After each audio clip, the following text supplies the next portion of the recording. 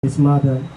Behold, this child is destined for the fall and rise of many in Israel, and to be a sign that will be contradicted, and you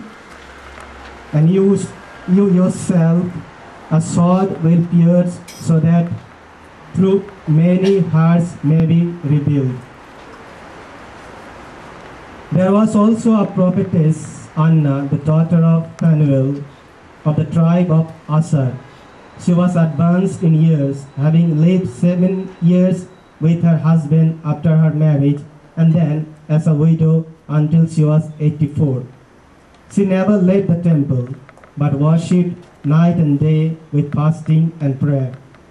And coming forward at that very time, she gave thanks to God and spoke about the child to all who were awaiting the redemption of Jerusalem. When they had fulfilled all the prescription of the law of the Lord, they returned to Galilee, to their own town of Nazareth. The child grew and became strong, filled with wisdom, and the favor of God was upon him. The Gospel of the Lord. Praise to you, Lord Jesus Christ.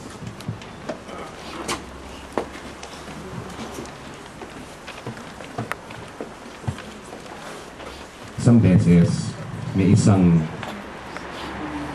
paring nagkakatisismo sa mga batang maliliit at sinabi niya, tinanong niya sa mga bata, "Children, are you listening to me, children?" Yes. Sabi niya ganyan, "Children, how many of you would like to have $1,000 not to love their parents?" Tahimik lahat sila. No? Because they don't want to hate their parents. They all love their fathers and mothers.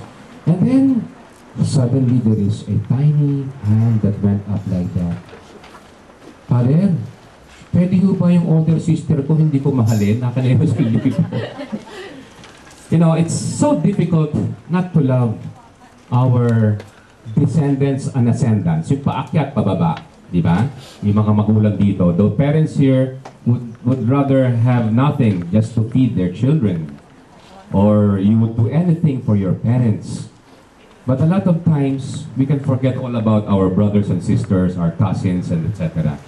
But now, in the celebration of today, ang pagdiriwang natin ngayon ay ang Holy Family. The celebration is the Feast of the Holy Family. We're supposed to develop regarding the family of Mary, Joseph, and Jesus. And we know very well that they're the perfect family, shall we say, because they're precisely called holy. We have Joseph, who was very obedient to the word of God. He was very devoted to Mary, his wife. And here we have Mary, who is really all for the glory and for the service of God and His plan of salvation. And we know very well all the beautiful virtues of the Blessed Mother. So whoever would discuss about the Holy Family, how holy they are, we don't have to discuss. Alam na natin, di ba? Alam natin na talagang napaka-holy, napaka-banal ng pamilyang ito. Well, what more of the child? The child who is Jesus, who is really obedient to them until he was 30 years old, and even after that, in a way which is transcendent, talagang umaapaw sa ating imahinasyon. Of course, we say, we don't have anything to discuss. Wala tayong pag-uusapan dito, talagang banal ang pamilyang ito. Di ba? Talagang holy ang family ito. They are all example of love and dedication to each and every mother, to each and every father, and to each and every child. Kung gusto natin magkaroon ng patron sa ating pamilya, ay walang iba kundi ang Holy Family. That's why I miss those many houses. I miss those statues of the Holy Family. Iilan na lang, di ba? Iilan na lang yung mga statue sa Holy Family natin. Siguro naniniwala na kayo sa mga nagsusulat sa pokan at magkakatanong, ano bang ibig sabihin ng mga statue yan? Itinatapon na nila. Hindi. Dapat meron tayong mga sabihin nating mga palatandaan ng ating mga pananampalataya at mga ginagayang magagandang halimbawa.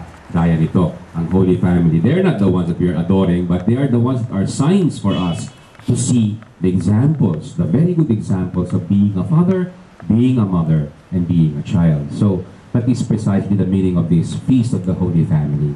But let me go out of this very, shall we say, holy family, because we know already that they are really holy, that they are really good examples for us. Let us go to because this one is the holy, the capital letter holy family. Let's go to the small letter holy families, which is our families. Yung mga pamilya natin, na sabihin natin, para doon sa holy family, malaking capital ng mga letters, ay napakadaling magmahalan sila doon. Pero sa atin, kagaya ng example na binigay ko kanina, napakadaling mahalin yung mga magulang natin, yung mga nakatataas natin, yung tatay, nanay, yung anak, o kaya yung lola at saka yung apo, di ba? Napakadaling magmahal yung pataas na ganoon. Pero kung minsan, tayong mga magkakapatid ay hindi nagmamahalan.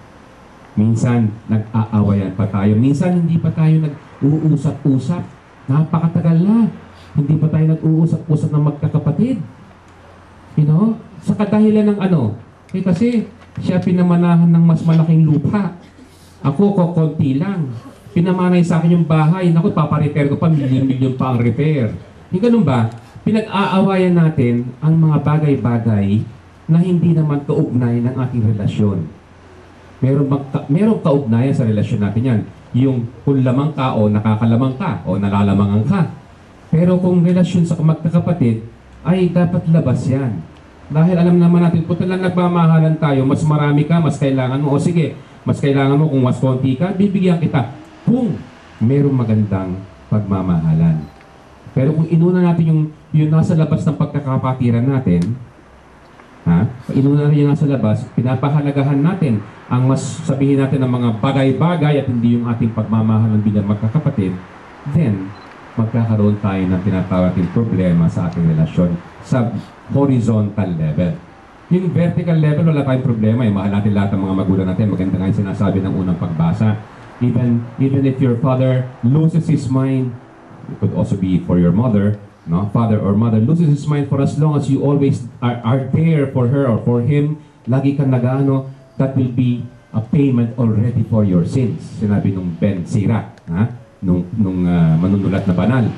So that is the importance. Whatever your father or your mother did to you, they are still your father. And precisely, yung obedience, yung respect, yung galang natin sa kanila ay dapat laging naroon. Of course, hindi natin kukonsintihin yung mga maling sinasabi nila. Alam nyo na maraming mga magulang na mali ang sinasabi nila at mali rin yung mga pinagagawa nila sa atin. Ganun pa man, kahit na mali ang sinasabi nila, mali ang pinagagawa nila sa atin, they tell us wrong things, they tell us to do wrong things, we still respect them but do not do what they want us to do. You get me? Hindi natin sila kailangan bastusin. Oy, mali yan, mali ho kayo. Huwag natin gawin ganyan. We have to respect them, but at the same time, sasabihin natin sa kanila na okay po. Di ba sa ating mga Pilipino yung okay po, pwede rin hindi po. Di ba? Sa ating mga Pilipino, pwede kang umuo sa mga kasama mo. Oo, sige, pupunta ako. You will not go. Di ba? Pero ganoon din sasabihin sa mga magulang with respect and kindness, sasabihin natin sa kanila, opo, gagawin po natin ang magagawa natin. Ititignan po natin kung magagawa natin yan. Yung mga ganyang mga paggalang ba ay kailangan magawa natin sapagkat alam natin na ang paggalang na yan ay kagustuhan ng Panginoong Diyos. At pagpapalain po tayo ng Panginoong Diyos sa ating kagagawan na paggalang at pagmamahal sa kanila kahit na sila'y nasa maling posisyon, nasa maling ideya. Alam niyo po, sa ating mga nakababata, sa mga magulang natin, syempre, ay tayo mga nakakaunawa, tayo dapat ay may mas malawak na pag-unawa sa kanila. Kaya nga, maraming nagsasabi sa aming mga pare, sa mga religyoso at religyosa, na tungkol sa kanilang mga problema. At lagi ko nakikita kung paanong napalaki o lumaki ang mga magulang natin. Ang daming mga costumbres, yung mga customs, mga pamahiin, mga ideas na hindi tama. At alam natin na hindi dapat mangyari yung mga yon. At yun ang sinusunod nila. Di ba? Yan ang sinusunod nila. At sa makatuwid, tayo na may mas malawak na kaalaman ngayon. Marami tayong mga psychological education, training, at marami tayong mga nalalaman tungkol sa buhay. At alam natin na mali ang mga pamamaraan nila noong tayo ay